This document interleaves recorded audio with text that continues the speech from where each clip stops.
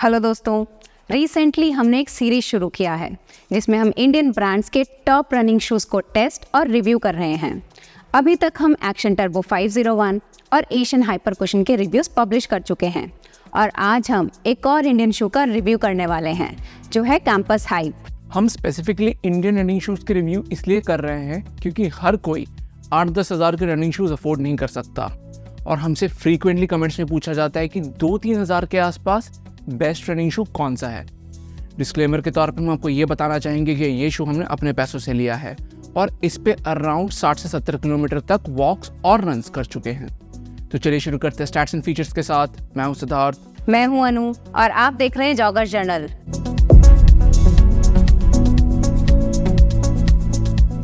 Campus hype की stack height है 36 millimetre heal पर, 28 मिलीमीटर फोरफुट पर और ड्रॉप है 8 मिलीमीटर। मेन साइज 9 में इसका वेट है 326 ग्राम और इंडिया में आता है 2599 रुपए का। इसका अपर निट मटेरियल से बना है और मिड सोल में नाइट्रो बूस्ट टेक्नोलॉजी का ETPO फोम पाया जाता है। एक्स्ट्रा कंफर्ट देने के लिए योगा बबल मैक्स इनसोल का इस्तेमाल हुआ है और आउटसोल में फुल कवरेज है रबर का। अब बारी आती है लाइक्स और डिसलाइक्स की और इसका पहला लाइक है mid sole. Mid sole nitro boost foam का बना हुआ है। नाइट्रो बूस्ट से शायद आपके दिमाग में आदिदास बूस्ट आ रहा होगा। दोनों ही TPU फोम्स है जिसमें बहुत सारे छोटे पेलेट्स को फ्यूज करके ऐसा मिडसोल बनता है जो काफी सॉफ्ट होता है। यही रीजन है कि एशियन हाइपर कुशन 1 और कैंपस हाइप का स्टेप इन फील और ओवरऑल सेंसेशन बहुत सॉफ्ट है। दूसरा लाइक है डेली ट्रेनर। ये अपने प्राइस पॉइंट के हिसाब से एक अच्छा डेली ट्रेनर है। हमने जो भी इंडियन रनिंग शूज ट्राई किए हैं और उनमें से जो हमें अच्छे लगे वो हेवियर एंड पर आते हैं। कैंपस ऑल दो 326 ग्राम्स का है पर ये ऑन फीट उतना हैवी नहीं लगता। इसका ओवरऑल वेट डिस्ट्रीब्यूशन अच्छा है और कुशनिंग भी सही अमाउंट में डाली गई है। जो डेली ट्रेनर के दो इम्पॉर्टेंट एस्पेक्ट्स होते हैं, एक इशू है इसमें जिसके बारे में हम डिसलाइक सेक्शन में बात करेंगे। तीसरा लाइक है कि ये एक बहुत ही अच्छा वॉकिंग शू है। इसका मिडसोल सॉफ्ट है और शू बल्कि भी नहीं। ये दो कैरेक्टरिस्टिक इसे एक अच्छा डेली ट्रेनर ही नहीं एक अच्छा वॉकिंग शू भी बनाते हैं। हील काउंटर में डिसेंट पैडिंग दी गई है जो इसके ओवरऑल कंफर्ट को एनहांस करता है। अगर आप लंबे ड्यूरेशन तक वॉक करते हो तो ये एक अच्छा ऑल्टरनेटिव है एशियन हाइपर कुशन की तरह। चौथा लाइक है प्राइस। ये हर इंडियन रनिंग शू का सबसे बड़ा एडवांटेज होता है। डिसेंट क्वालिटी के शूज ये बजट प्राइस में ऑफर करते हैं। इसको हमने लिया है 2100 के आसपास, जिस पर ये एक अच्छा डील है। डिसलाइक्स की बात करें तो सबसे बड़ा डिसलाइक है आउटसोल। 40-50 किलोमीटर के बाद ही इसके आउटसोल में मेजर वेयर एंड टेयर देखने को मिल रहा है। ये इशू हमने इस प्राइस रेंज में किसी भी शू में एक्सपीरियंस नहीं किया और ये मोस्टली इसके बिल्ड क्वालिटी की वजह से है। ओवरऑल इसके मिड सोल एंड अपर का लाइफ अच्छा रहेगा पर आउटसोल का लाइफ 200-250 किलोमीटर से ज़्यादा होता हुआ नहीं दिख रहा। दूसरा डिसलाइक है इसके मिड सोल का एनर्जी रिटर्न। हमने अपने लाइक सेक्शन में कहा था कि एक डेली ट्रेनर के इंपॉर्टेंट एस्पेक्ट्स होते हैं शू का सॉफ्ट होना और मॉडरेटली हल्का होना। एक और इम्पॉर्टेंट कैरेक्टरिस्टिक हर डेली ट्रेनर में होना चाहिए, वो है बाउंस। ये एक एरिया है जहाँ कैंपस हाइप लैक करता है।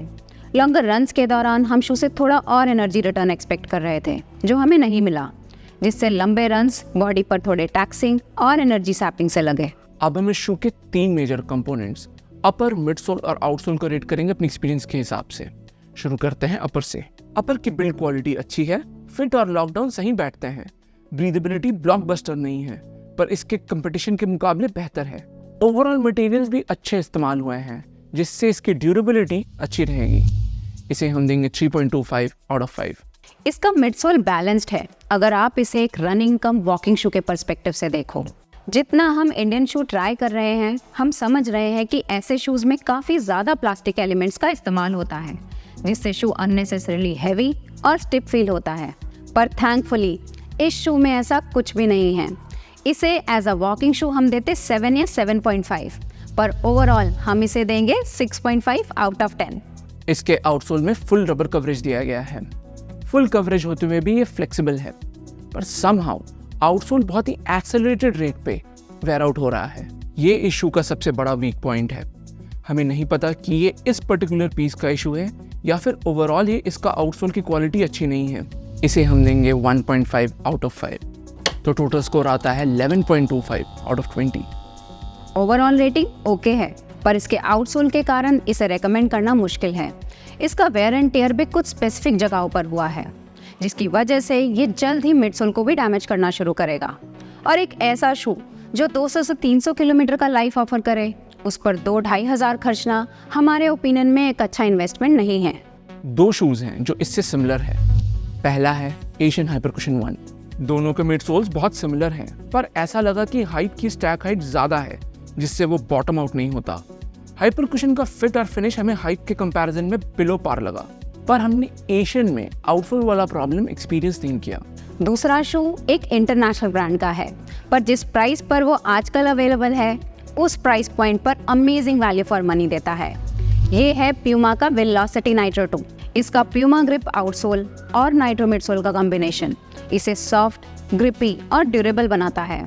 अगर हमसे पूछा जाए कि इन तीनों में हमारा प्रेफरेंस क्या होगा, तो हम any day velocity nitro 2 choose करेंगे, क्योंकि इसकी लाइफ सिग्निफिकेंटली ज़्यादा होनी चाहिए और प्यूमा की ओवरऑल बिल्ड क्वालिटी भी इन दोनों से काफ़ी बेहतर है। तो ये था हमारा रिव्यू कैंपस हाइप का। हम 6-7 इंडियन रनिंग शूज़ ट्राई कर चुके हैं, पर वो एक शू जो हम हर रनर हर डिस्टेंस को रेकमेंड कर सकते हैं अभी तक नहीं मिला। वीडियो डिस्क्रिप्शन में हमने कुछ अफिलिएट लिंक्स डाले हैं, अगर आप इस शू को परचेज करना चाहो तो। वीडियो पसंद आया तो लाइक और सब्सक्राइब जरूर कीजिएगा। अगले वीडियो में मिलते हैं। Thank you and good bye.